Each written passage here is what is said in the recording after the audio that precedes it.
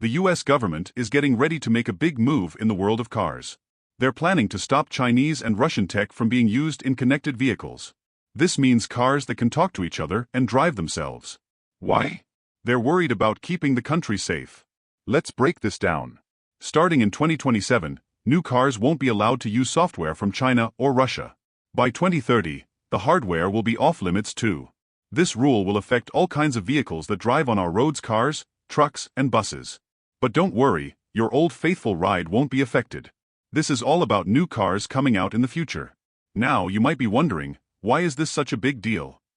Well, imagine if someone far away could control your car or learn everything about where you go and what you do.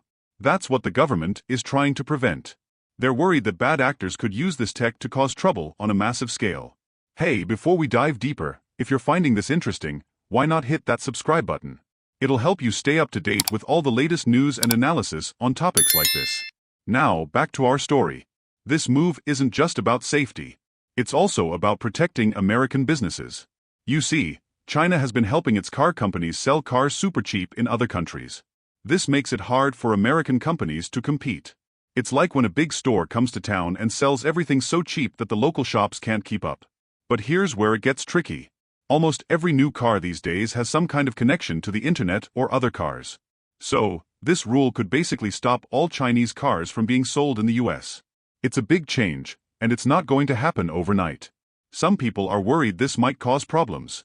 What if some car parts we use now come from China? Car makers might need to find new suppliers, and that could take time and money. It's like trying to bake a cake but suddenly being told you can't use eggs anymore. You'd have to figure out a whole new recipe. China isn't happy about this. They say it's not fair and goes against the idea of free trade. It's like telling someone they can't play in your sandbox because you don't trust them. This disagreement is just one more thing adding to the tension between the US and China. But it's not just about cars. This is part of a bigger picture. The US is trying to make sure it stays ahead in technology and keeps its citizens safe. It's like putting a stronger lock on your front door because you heard there might be burglars in the neighborhood.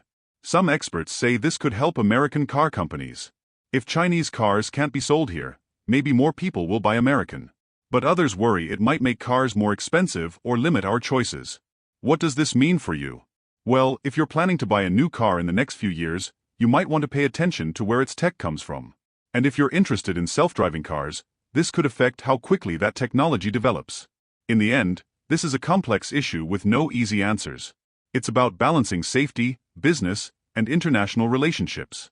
As we move forward, we'll need to keep an eye on how this plays out. Will it make us safer? Will it change the cars we drive? Only time will tell. Remember, the world of technology and international trade is always changing. Staying informed is key.